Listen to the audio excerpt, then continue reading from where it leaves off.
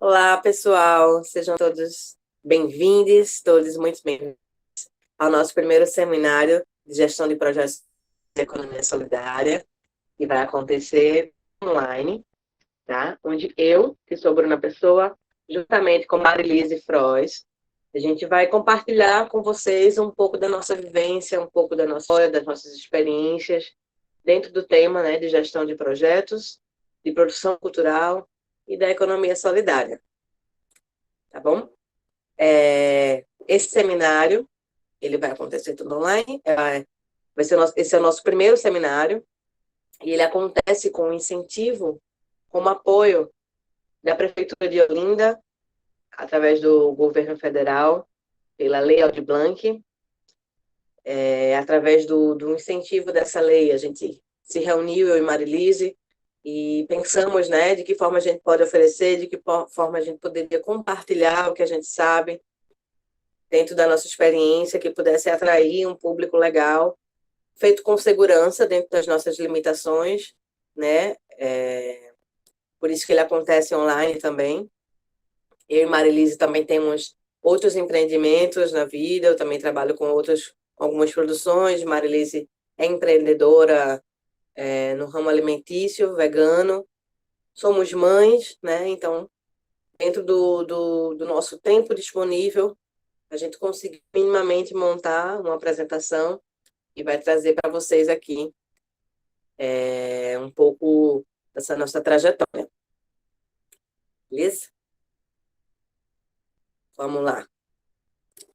Para me apresentar, ó, eu sou formada em comunicação social, com habilitação em relações públicas, pela ESURP, a Escola Superior de Relações Públicas, aqui em Pernambuco. Fiz um curso de gestão de projetos culturais em 2012, pelo Plantec. E aí eu abri minha produtora, em 2012, né, comecei a trabalhar, me formalizei, deixei de ser pessoa física para ser pessoa jurídica em 2012, e comecei a trabalhar com produção artística, cultura popular, que foi a minha primeira experiência. Depois eu vou mostrar nos próximos slides, a gente fala melhor. Trabalhei com eventos, comecei a trabalhar no setor de eventos, privados, corporativos, festivais, estaduais, e fui freelancer, né, em agências de publicidade e marketing. Fui e ainda sou, algumas empresas me contratam para fazer esse serviço aqui. E em 2018 fui estudar técnicas de palco e continuei na produção executiva de shows e eventos. Também fiz um curso, né, através do IATEC, Instituto de Artes e Tecnologias do Rio de Janeiro, fiz esse curso online. E aí, passa aí os slides. Marilis está me assessorando, ela não está aparecendo, mas ela está me assessorando. Aí é com um grupo, né, de cultura popular, que foi o meu primeiro trabalho, né, no ramo da produção cultural. Então, nós conseguimos viajar a Cuba através do edital de intercâmbio cultural. Na época, nós tínhamos o Ministério da Cultura e tinha esse intercâmbio. Então, eu consegui, através do fomento, né, a gente conseguiu aprovar o projeto e viemos para Santiago de Cuba para esse festival. Nesse ano foi o 32º festival, e nesse mesmo ano nós fomos o único grupo do Brasil que participou do festival. Então, foi um grupo de cultura popular que representou o Brasil nesse festival. E aí tem mais algumas fotos, aí bem bonita, em Cuba, segurando o AB. Tem mais fotos. Depois desse festival, a gente viajou para o Panamá no ano seguinte, através de contatos, né? E isso é muito um trabalho de produção também. A gente, sempre que está viajando, sempre que está saindo do nosso estado, do nosso município, a gente tem que estar atento às pessoas, né? A tudo. E aí a gente conseguiu um contato dentro do festival, do Caribe em Cuba, que nos levou para o Afrofestival no Panamá, no ano seguinte.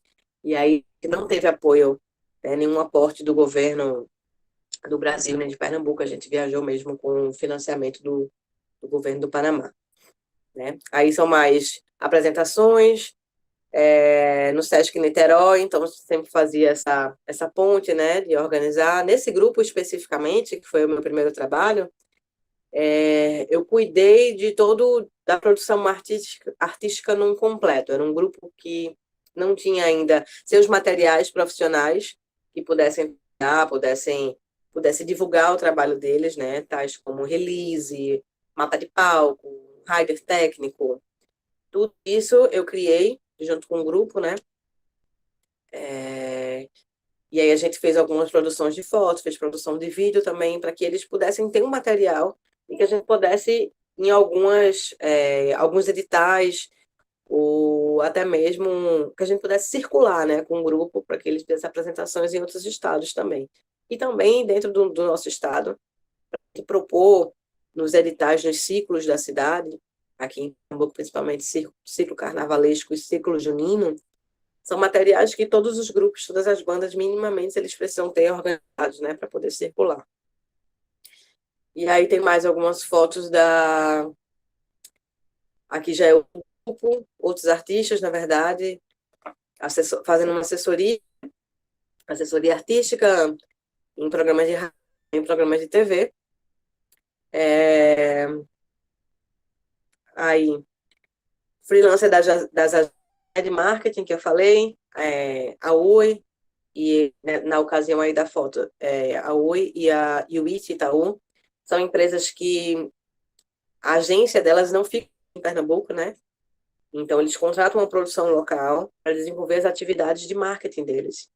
Muitas são internas e outras são externas. No caso da Oi, são as atividades internas, né, para o seu público, para os funcionários.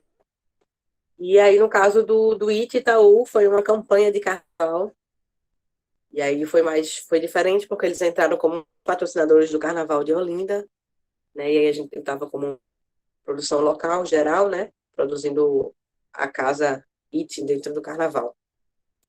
Vamos ver mais aí. E aí, em 2018, como eu falei, eu fui fazer técnicas de palco, me juntei com a Graxa, né? Que a gente chama, e essa galera da técnica, para aprender um pouco mais desse universo, né? Porque dentro desse trabalho de produção artística, eu fiz muito palco, acompanhava muitos shows com algumas bandas, tanto a banda de cultura popular, como apareceu lá em cima, samba e tudo mais. Então, eu fiz esse curso mais mesmo para entender melhor sobre esse universo e poder contribuir mais com o meu trabalho mesmo, né? A gente que está com produção, trabalha em produção, a gente não pode, a gente sempre está aprendendo alguma coisa, né? Não pode nunca deixar de aprender.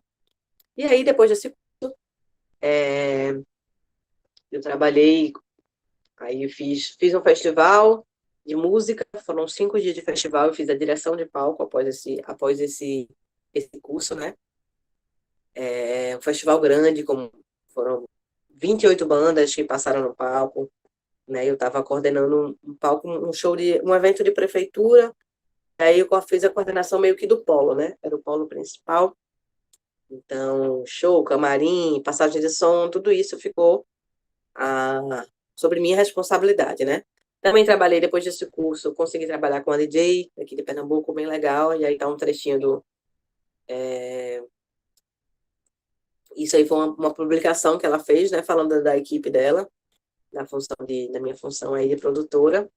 Trabalhei acho que uns 7 meses com essa DJ também, fazendo a produção dela de palco, sendo hold dela mesmo, carregando equipamento, montando, tudo isso. Dito isto, vamos falar um pouco mais sobre o âmbito aqui da produção cultural, saindo um pouco da minha experiência e falando um pouco mais do geral. A produção cultural é tudo aquilo que envolve um projeto em que o produto é a cultura. E o produtor cultural planeja, elabora e executa projetos e produtos culturais. E aí a gente entende como produto a cultura, né, em suas diversas formas de manifestação. Então, seja música, teatro, dança, literatura. E aí, fazendo um panorama rápido, a cultura movimenta cerca de 171,5 bilhões por ano na economia do país. Isso é um dado da Fijan, a Fundação de Indústrias do Rio de Janeiro, fundada da Funjando em 2019. E a cultura representa 2,5% do PIB nacional. É muita coisa. Vamos lá, para linhas de atuação do produtor cultural. A Mari está mostrando, mas aí eu estou lendo aqui também, tá, gente? Eu defini aqui, mais ou menos, é uma definição, mas podem haver outros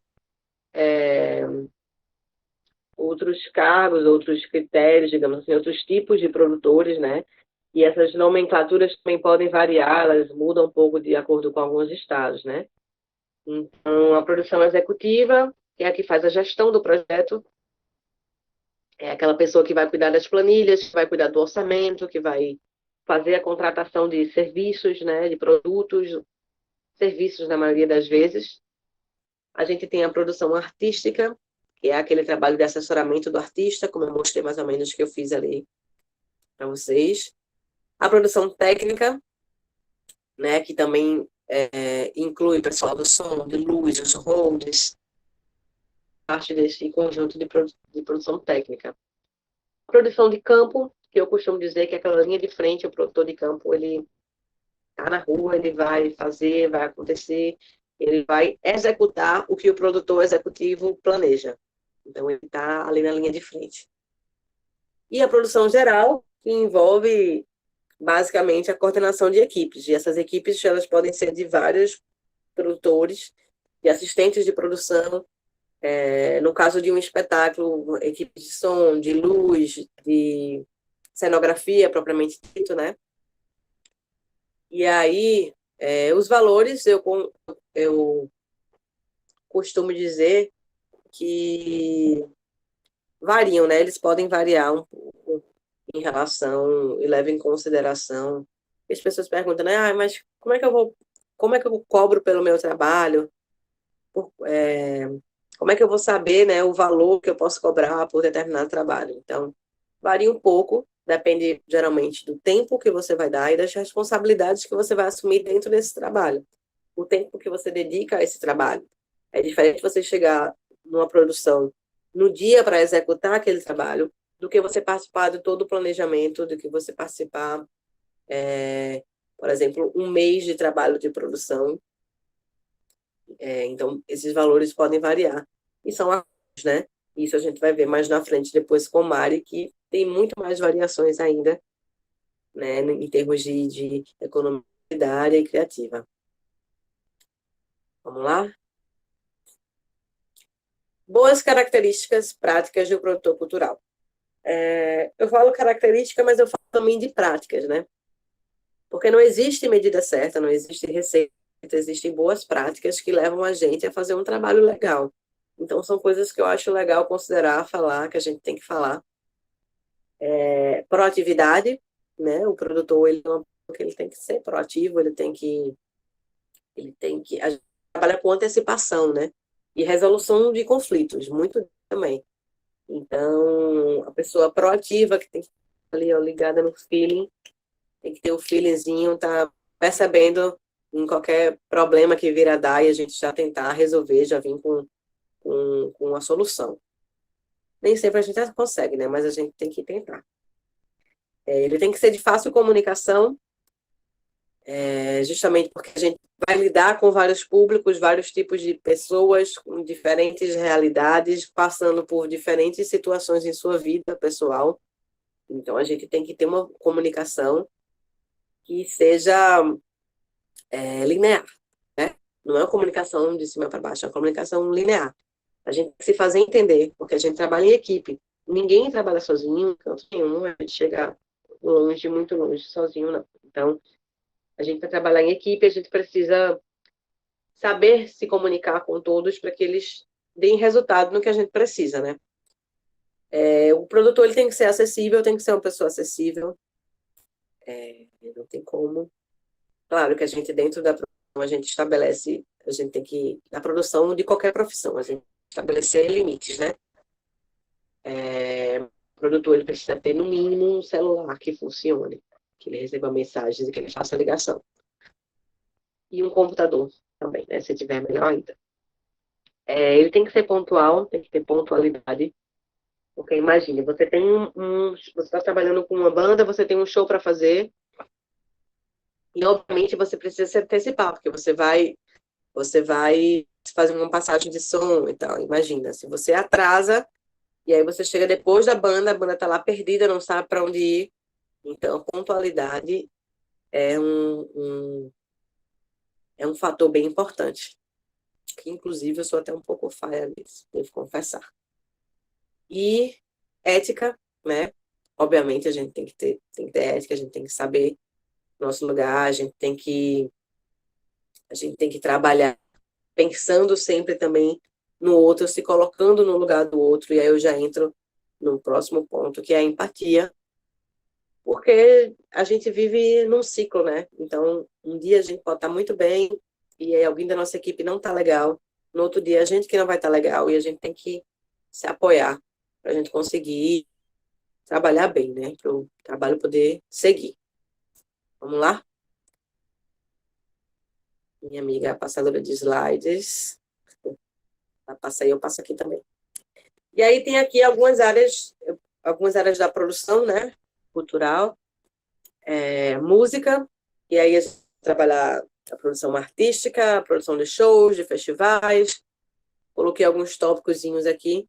Essa foto é o palco Sunset do Rock in Rio, que eu não trabalhei no Rock in Rio ainda, não tive essa honra, mas eu botei só para exemplificar. E música pode ser show, pode ser em vários locais, né? Assim, de palco aberto, palco fechado, teatros, em igrejas, enfim. O acompanhamento em shows e turnês, e aí de qualquer grupo, né, de bandas ou artistas, que envolve esse cuidado com a passagem de som, o home list, assessoramento em entrevistas, a preocupação com transportes, isso tudo é um trabalho do produtor. Produtor executivo, né, que vai de produtor executivo de uma agência, de uma produtora, por exemplo, fechou um show, então ele vai fechar o transporte, ele vai fechar a alimentação, muitas vezes, dessa galera, o transporte local, o transporte aéreo, o hotel. O produtor de campo que vai acompanhar essa galera, ele tem que ter em mãos o home list, então já tem que chegar no hotel tudo certinho, quem fica com quem vai dormir com quem, são quartos separados, não são, tem que saber exatamente os horários da saída das vans, tem que saber os restaurantes próximos para alimentar toda a galera, e é isso.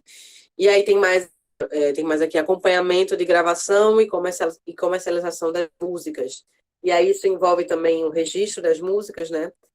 E direito autoral, é uma coisa aprofundada, não dá para aprofundar aqui para vocês, mas existe o registro da UBC, né, que é a União Brasileira de Compositores, onde você pode registrar na Biblioteca Nacional também, você registra a obra, e na UBC você registra o fonograma, né, que é a música completa. E aí a contratação de bandas também, né, caso você esteja fazendo uma festa ou um festival, por exemplo.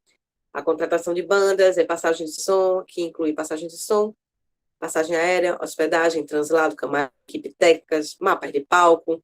Caso você seja um diretor de palco, né, você tem que ter isso em mãos.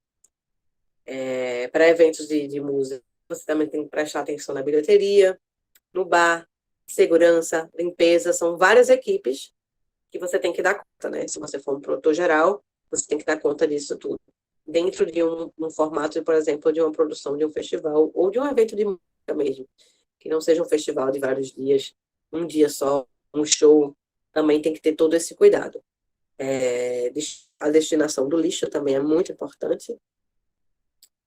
E é isso. E o checklist que tem que estar de cima, todo produtor tem que saber, tem que se apropriar disso e ter o checklist na palma da mão, que evita a gente esquecer de muitas coisas, são muitas coisas, muitas demandas, são várias equipes, no caso de uma produção geral, por exemplo. Então, a gente tem um checklist na mão e tentar para ele estar sempre fazendo, sempre atualizando, também contribui. Vamos lá? E aí, mais áreas da produção cultural, as artes, né? Que aqui a gente fala teatro, dança, e aí dentro das cênicas do teatro e da dança, Existem também as equipes do cenotécnico, tem a iluminação, tem um coreógrafo, tem um figurinista. Então, você tem que minimamente saber o que você vai precisar, né? No caso, esse espetáculo de dança, essa foto aí que está aparecendo, é um espetáculo de dança que eu produzi, que foi o projeto Corpo Mundo, o espetáculo no sétimo de tempo. Eu fui a produtora executiva e também fui a produtora de campo, né? Também estava junto aí durante as apresentações. No caso do pessoal de teatro e dança, por exemplo, existe um equipamento, eu chamo de equipamento mesmo, que é o linóleo, que é esse tapetinho preto que vocês podem ver aí. No caso de apresentações artísticas de dança, precisa ter linóleo. Então, a gente tem que minimamente saber, conhecer o teatro, pedir a ficha técnica do teatro, se a gente fosse apresentar em teatro, né? Saber o que é que tem, se tem linóleo, se não tem, quantos refletores de luz vai ter, e a gente pega o mapa de iluminação do nosso iluminador, né? O mapa o input list, no caso do som, do nosso responsável técnico, para juntar. Isso tudo são coisas que a produção ela tem que fazer, ela tem que estar de cima, né? Tem que conhecer esses processos. E aí, mais áreas da produção cultural, circo, fotografia, artes plásticas, cinema, literatura, artesanato. No caso de fotografia, artes plásticas, tem aí uma foto da Galeria Janete Costa, que é no Parque do Alindu. No caso de uma exposição de fotografia, por exemplo, fotografia ou de quadros, a gente precisa conhecer também o espaço que a gente vai expor. Eu não lembro agora como é que chama, mas é como se fosse um gráfico, uma planta do local. E aí a gente tem que montar uma exposição de acordo com a planta do local, ver a iluminação e tudo mais. Artesanato também. E aí dentro dos eventos, ainda uma partezinha da produção cultural, a gente tem os eventos, né? E dentro dos eventos tem várias ramificações também. Que são os eventos corporativos, né? O de marketing, que aí inclui inauguração de loja. Eu já fiz inauguração de empresas, já fiz de gravação de vídeo institucional para a empresa. E marketing tem as ativações de marca, né? Que aí são ações específicas para ativar marca, né, de determinado cliente, determinada empresa. Tem os eventos sociais, que são os casamentos, as formaturas, etc. E eventos oficiais, como inaugurações, né, que aí exigem cerimonial. Dentro desses eventos oficiais, que aí também já é outro ramo de eventos, né, na verdade. Não exatamente a produção cultural, mas está dentro do ramo de eventos. E aí, pergunta, Bruna, eu preciso saber detalhes técnicos de tudo isso, né? Porque cada área aí, ele vai ter os seus detalhes técnicos, vai ter suas especificações. Porque, assim, a gente não precisa saber dominar de tudo, obviamente, né? Eu não preciso saber de tudo de iluminação, por exemplo. Não preciso ser um sonoplasta, não preciso saber costurar para fazer um figurino, não exatamente. A gente, enquanto produtor, o produtor é um pouco de faz tudo, sim, mas existem pessoas nas áreas técnicas para cada uma dessas funções. Então, a gente tem que saber o que a gente precisa. Conhecer minimamente, se aprofundar no que você vai fazer, é a melhor opção, né? Você vai fazer, eu quero ser produtor cultural de circo, porque eu conheço a galera do circo, minha família é do circo, eu quero produzir circo. Então, ok, você estuda, né, dentro do trabalho que você quer fazer, as especificações, o que você precisa, o que não precisa. Por exemplo, teve um trabalho de um circo que um colega meu fez, que o circo tem a lona do circo, né? Então, aí, quando dava os espetáculos, era uma tarde. Abriu o espetáculo à tarde dentro de uma cidade do interior, do Agreste aqui. Muito quente. Então, tipo, o espetáculo à tarde, que era para as crianças, era um sofrimento, porque de 3 horas da tarde, embaixo da lona do circo, estava parecendo uma cuscuzeira. Todo mundo, tipo, não aguentava. Então, não estava rolando. Quem foi a primeira vez, espalhou para todo mundo que não dava. E eles começaram a perder público. E aí, o que é que ele pensou? Pô, vamos pensar aqui num sistema, porque ia rolar espetáculo até tarde da noite. Eles tinham que fazer um espetáculo à tarde. Então, eles pensaram no sistema de refrigeração, digamos assim, dessa lona. E aí, com mangueira, com aquelas coisinhas tipo de espalhar água em jardim, que eu não lembro o nome. Eles criaram, e aí, quando dava meio-dia, 2 horas, a lona começava a ser toda molhada, e aí isso aí ajudava a não abafar, né, não dar tanto calor. Né? A lona esfriava de certa forma. E aí conseguiram, né, com isso, ficar melhor. Até os artistas conseguirem ensaiar para poder apresentar o espetáculo na parte da noite, mesmo que não tivesse apresentação. Então, é esse tipo de feeling, né, de experiência que você vai tendo com o passar do tempo, né? Bora lá? Dito isso, o que eu acho que é importante a gente saber agora dentro, né, dessa produção de projetos é saber sobre as leis de incentivo, né? As leis de incentivo, elas são todo um mecanismo que permitem a renúncia fiscal por parte do Poder Executivo de recursos que vão ser arrecadados de pessoas e empresas. Ou seja, o governo ele deixa de receber, de recolher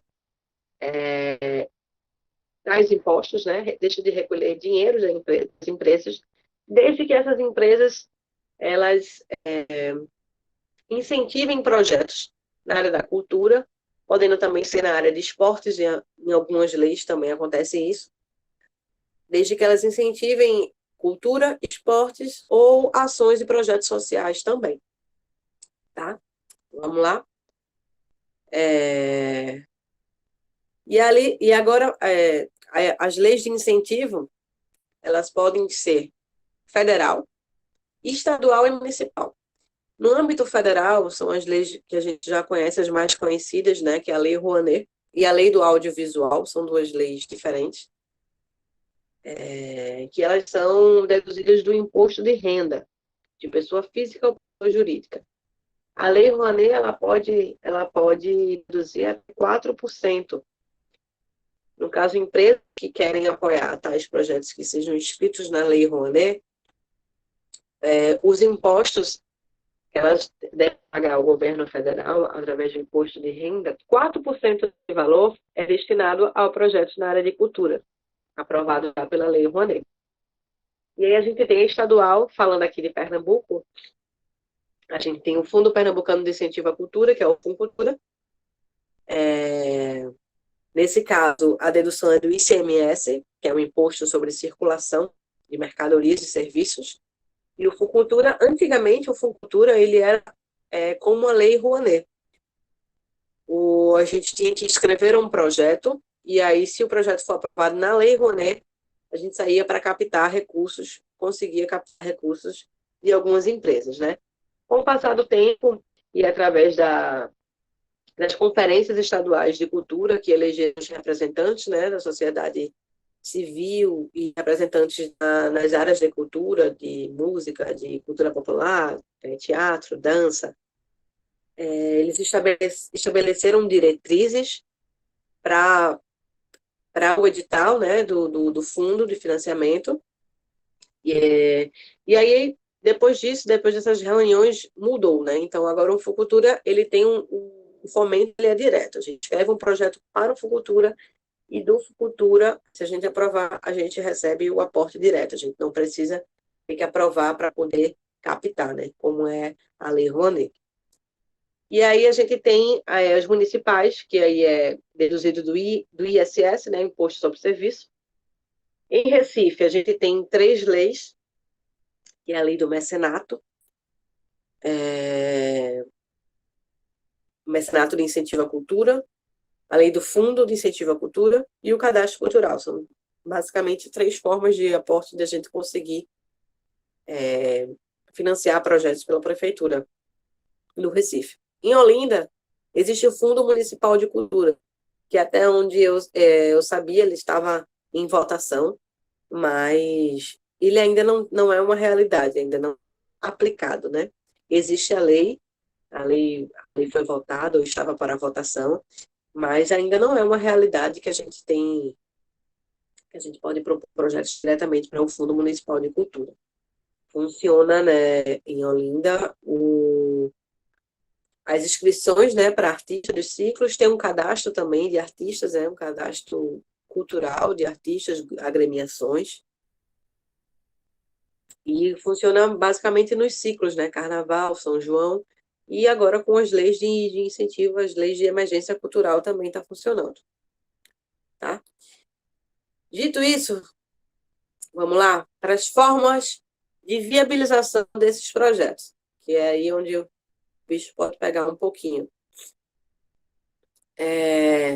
Existem algumas formas de viabilização, né? Patrocínio incentivado, que é via editais, chamadas públicas, convocatórias, que é o caso do BNDES, da Oi Futuro, da Petrobras e da Petrobras, né? São editais. E no caso desse patrocínio incentivado, os projetos eles precisam estar aprovados em leis de incentivo, seja estadual, federal, né, que é a Lei Rouanet, estadual, municipal. Tá? E aí tem o fomento direto via editais, chamadas públicas, né, ou convocatórias, que é o caso do Rumos Itaú, que é o caso do nosso Funcultura. Nesse fomento, a diferença de patrocínio incentivado para fomento é justamente essa, que aí a gente consegue o fomento direto via edital. Aprovou no edital, ok, está aprovado, você vai receber para executar, né? No caso desses aí, melhora um pouco também na prestação de contas, que no caso do patrocínio incentivado, você além de prestar contas dentro da lei de incentivo que você aprovou seu projeto já, no caso se for uma lei Rouanet, você também presta contas para o órgão que vai apoiar, seja o BNDES, seja a Petrobras. E no fomento direto via editais, você só faz a prestação de contas para o órgão que você aprovou, né, diretamente. Também tem o patrocínio incentivado via captação direta. E aí, no caso, você tem um projeto, você já tem o seu projeto. Você pega o seu projetinho, bota embaixo do braço e vai lá direto na empresa.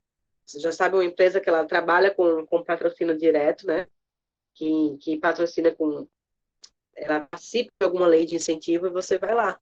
E aí a empresa vai te falar, olha, eu só apoio projetos que estejam incluídos em tais leis, né? O municipal, o estadual, o federal.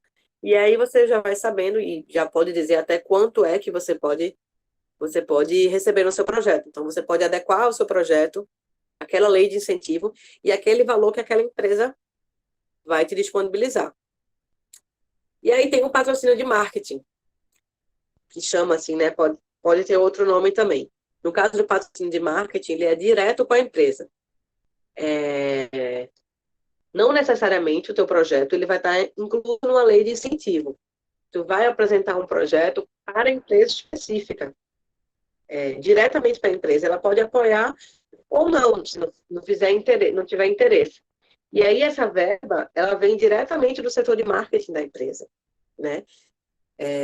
Você precisa prestar contas depois, né? Ok, para a empresa, mas no geral ele é um dinheiro, digamos assim, mais fácil, porque se você fechou um acordo, teu projeto, a empresa apoiou, gostou, vai ser legal colocar minha marca nesse projeto aqui, vai ser legal para mim, então tá, fechou, você já conversou com o diretor da empresa, já apoiou, já passou pelo financeiro, todo mundo aprovou, ok, massa, verba, você recebe a verba, executa e é maravilhoso, né? É isso, vamos passar para o próximo lá. A única desvantagem dessa patrocínio de marketing direto com a empresa é que pode ser que a empresa não queira investir em cultura, né? Elas gostam de investir mais em campanhas comerciais do que exatamente em cultura, mas ok, ainda pode rolar. Vamos continuar nas formas de viabilização. Aí tem o financiamento coletivo, e chamado crowdfunding, e o financiamento misto, né, match funding. São dois tipos de financiamento. Plataformas como o Catarse, a Benfeitoria, até a Vaquinha, se não me engano, também. E aí tu tem uma proposta, tu coloca a proposta online, tu estabelece metas de incentivo, né? Então, as pessoas que quiserem, pessoas físicas ou pessoas jurídicas, elas podem investir na tua proposta. Quando tu bate a meta, consegue receber esse valor, né? Isso no financiamento coletivo. No financiamento misto, é basicamente a mesma coisa, mas, por exemplo, instituições como o BNDES, eles apoiam projetos que estejam dentro do match fund, do financiamento misto. E aí, por exemplo, se tu consegue captar R$ 1, a cada R$ 1 que tu vai captar do teu projeto, o BNDES vai te dar R$ 2. E aí, esses valores somados, né, triplicam esse valor, o valor do teu projeto. Para esse financiamento misto, geralmente, por exemplo, na plataforma do BNDES, o teu projeto tem que estar aprovado no BNDES, primeiramente, e aí depois tu pode colocar ele numa plataforma de financiamento, depois de ele ter aprovado pelo BNDES, né? E aí tem os fundos permanentes, que são fundos patrimoniais permanentes, né? Da sociedade civil. Sociedade civil não, desculpa. São sociedades sem fins lucrativos, que são cidades, museus, orquestras, né? E esses fundos, eles funcionam como um meio de rendimento para instituições, para manutenção dessas instituições, e também para apoio a projetos, né? De onde vem esse fundo que essas instituições têm? Vem de doações de pessoas físicas ou jurídicas, de empresas nacionais, muitas empresas estrangeiras apoiam os fundos aqui no Brasil. É uma prática também fora do Brasil, esses fundos, né, gerarem apoio a projetos. Aqui no Brasil a gente tem, por exemplo, o Itaú Cultural, a gente tem o Bradesco, tem o Instituto Unibanco, tem o Baobá, né, que é o Fundo de Equidade Racial. E, deixa eu ver mais, os convênios. Convênios que eles são feitos não necessariamente, não só por entidades públicas. Eles são acordos, né, entre entidades governamentais do governo e entidades sem fins lucrativos. Aí eles podem atuar com programas, atividades culturais, reformas, em diversas áreas, né? Eles podem atuar da cultura. Agora, deixa eu ver. Aí tem aí o Sincov, né? Que é um convênio federal, governo e entidades privadas sem fins lucrativos, exatamente. Desde que eles apoiam desde que os resultados desse convênio eles tenham a ver com o bem-estar social, tá? Sejam voltados para o público. E aí, parcerias e permutas, né, que são de serviços e produtos, versus visibilidade, versus produtos culturais. São trocas, né? A gente pode trocar serviços por produtos e vice-versa, e a gente vai ver melhor isso mais na frente. Essas são as formas de viabilização. Aí tem aqui em relação aos editais, né? Realmente, nos últimos anos, a gente ficou um pouco fraco de editais, mas mesmo assim, muitos foram lançados, foram publicados. Segundo a plataforma Prosas, foram 1.675 editais abertos, nacionais e internacionais. E aí, desses editais, foram gerados 282 bilhões de reais. Vamos lá? Passar para o próximo.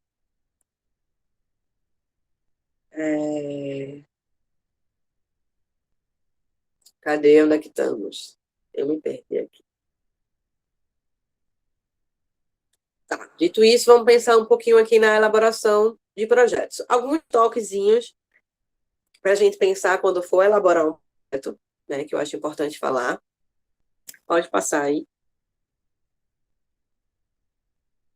Primeiro você tem um exemplo, né? E aí o interessante em projetos culturais que eles tenham um impacto na vida das pessoas, né? Então a gente pensa nessa ideia, de que forma essa ideia vai impactar na vida das pessoas, de que forma eu posso contribuir, né, com o processo das pessoas, com a economia local de onde eu resido, do meu estado, do meu município, né? E aí você tem, se você tiver uma obra, que é a ideia do seu projeto, se resultar numa obra, você faz um registro na Biblioteca Nacional, no caso de literatura, de artes cênicas, né?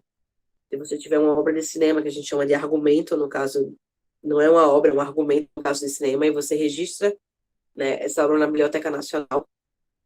E aí você vai ter um projeto a partir dele, né, a partir dessa obra.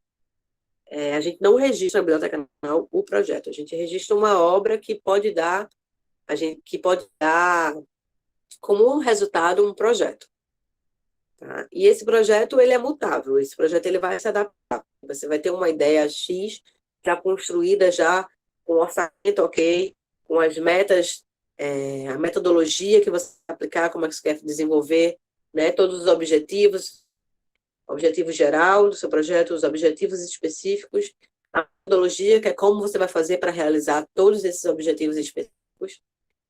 E aí você vai modelar, eu chamo de modelar o projeto, para que ele se adeque nas formas de viabilização que você vai querer, você vai tentar viabilizar esse projeto. Então, você pode ter um projeto para as leis de incentivo, um projeto para as editais e convocatórias, e um projeto para captação direta de recursos ou parcerias. Por que eu falo isso? Para as leis, porque cada detalhe, cada item desse, eles têm as suas especificações. Aí, as leis de incentivo, como os editais e as convocatórias, podem ser municipais, podem ser estaduais. Vocês têm que ler para conhecer, dentro do estado de vocês, que especificações a gente vai ter. Tá? E aí a captação direta de recursos e parcerias. Por exemplo, se o teu projeto vai para uma empresa, para o setor comercial, tu tem que modelar esse projeto de forma que ele fique atrativo para uma empresa, que ele fique, de certa forma, comercial mesmo para essa empresa. Tá? Vamos lá? E aí eu numerei alguns pontos, algumas dicas em relação a esse projeto, né? Que você vai criar. Então, uma ideia criativa que tenha caráter cultural, e aí você pensar, né, de que forma essa ideia impacta na vida das pessoas, que produto ou bem cultural eu vou gerar. O produto ele pode ser uma música, ele pode ser uma peça, ele pode ser um livro, pode ser uma feira cultural. Prática / referência. Conhecer a área de atuação a que se propõe escrever, né? Aqui, a gente não precisa saber exatamente tudo sobre todas as áreas de atuação, mas se a gente quer escrever, a gente quer falar sobre um espetáculo de dança, então a gente precisa minimamente entender as necessidades desse projeto, porque senão fica boiando, fica, de certa forma, incoerente. Quando você vai para o orçamento, você vai colocar, sei lá, um coreógrafo ganhando um valor X, um bailarino um valor X, e quando a pessoa que analisa o projeto vai ver que não, esse valor é totalmente fora do mercado. Então, você tem que ter um mínimo de conhecimento dentro da área de atuação para você ser coerente no projeto que você vai propor. Adequação às normativas, que é o que eu estava falando, das leis editais, regulamentações, dos decretos e principalmente os prazos. A gente não atrasar, não perder prazo, não deixar para escrever de última hora. E o teu projeto ele tem que se adequar às normativas. Cada estado, cada edital tem a sua especificidade. E a gente só descobre isso lendo bastante. E a coerência entre proposta, né, / cronograma e orçamento, que é mais ou menos o que eu tinha falado no item anterior. Se o teu projeto, por exemplo, ele é um festival de música, e aí tu coloca no teu cronograma que a banda, ou não sei, o produtor, ele vai trabalhar durante 6 meses, e no teu orçamento tu prevê o pagamento em um mês, tipo, um mês de serviço. É incoerente, né? Você tem que pensar nessa junção entre a proposta, o que tu está propondo no teu projeto, o cronograma de execução do teu projeto e o orçamento dele. Se tem um projeto de duração de 6 meses, né, entre pré-produção, produção e pós-produção, a gente tem que prever minimamente aí no orçamento como é que vai funcionar esses 6 meses, né? A não ser que ele receba em um mês só por todo o trabalho de 6 meses. Isso tudo o avaliador conhece, ele vai saber. Vamos lá? Um texto coerente e direto é importante também. sempre atento, né, ao que pede o edital. Os critérios de avaliação e pontuação. Aqui eu trouxe a resolução da comissão deliberativa. Vê se dá para clicar, se vai abrir, Mari, a resolução. Clica nesse link, no linkzinho, para ver se vai abrir a outra página. Que é justamente sobre esses critérios de avaliação. Eu quero trazer a resolução da comissão deliberativa daqui, que é do nosso Funcultura, o nosso edital. Nessa resolução, tem escrito todo o parâmetro de pontuação, onde tu soma mais pontos, o que é pedido, o que é exigido, o que é avaliado, onde é que acontece a avaliação. Tem como compartilhar essa tela? Se não tiver, não tem problema. Eu vou seguir. E aí é isso. Dentro desses critérios de avaliação, de pontuação, a gente tem que tentar, né? Para que a gente não perca de ganhar pontos. Não perca de ganhar pontos, é legal. Justamente por não prestar atenção. Aí, tá, a resolução abriu aí. Você desce um pouquinho, por favor. Pode descer, pode descer, pode descer. Aqui é do Funcultura, tem aí os critérios. Pronto. Pode descer mais. Eu vou tentar. Aí, tem os critérios, está vendo aí a pontuação? Para em um desses aí para eu.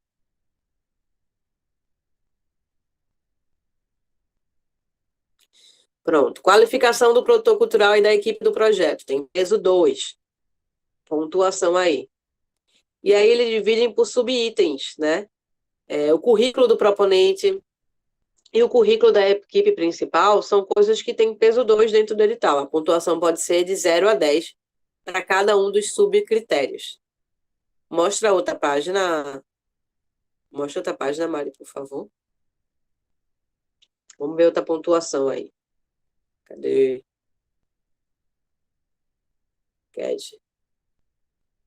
Aspectos sociais do projeto.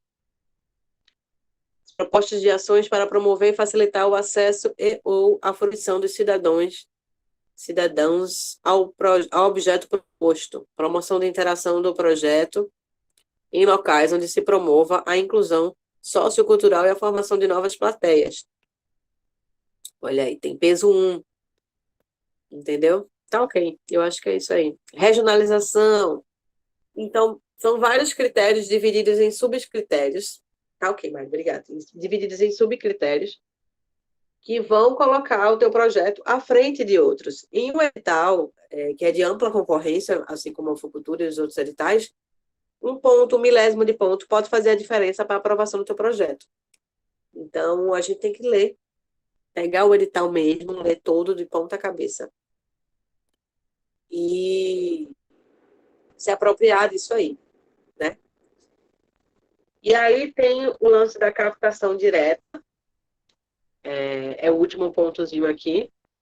No caso, se você for escrever o seu projeto para fazer uma captação direta de alguma empresa, leve em consideração as políticas da empresa, dá uma pesquisada de alguns, se ela já aprovou, se ela já incentivou projetos da cultura, né, na área, que tipo de projeto que ela já patrocinou, né? Procura saber sobre o fluxo de aprovação desse projeto, acompanha. Tu mandou o projeto para o marketing, aí tu dá uma ligadinha para o marketing.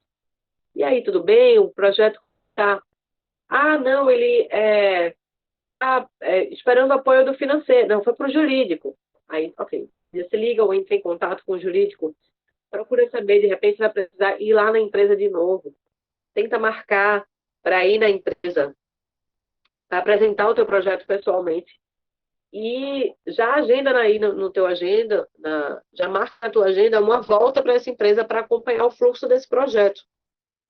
Sim, e apresentar um projeto resumido e ilustrado é muito importante também. Dentro dessa captação direta para empresas, né, de marketing, por exemplo, a gente fazer um projetinho resumido para você apresentar. Pessoal, tem pouco tempo assim, para te ouvir. Pensa que você conseguiu uma reunião com o diretor, que é bem difícil, e aí você senta aqueles textos gigantes para ler de justificativa. Não, deixa isso para os editais. Para uma captação direta, tenta ser o mais direto possível. Então, chega com um projetinho resumido, ilustrado, e fala bastante. Se tiver uma outra oportunidade, tu manda o teu projeto completo, né? E aí acompanha realmente o fluxo desse projeto, tá bom? É, Cadê o próximo slide? É isso, gente. Eu vou ficando por aqui. Vai ter outro vídeo. A Marilise vai fazer a segunda parte, falando um pouco falando sobre economia criativa. Novamente, eu falo, é uma realização, esse projeto, esse seminário online é uma realização da produtora Tabuleiro de Cultura, com incentivo da Prefeitura de Olinda, através da Lei Aldir Blanc, né, e do Governo Federal, pela Secretaria da Cultura e Ministério do Turismo. Agradeço por vocês terem ficado, para quem assistiu até aqui, e vamos embora. Obrigada, gente. Até já. Até mais.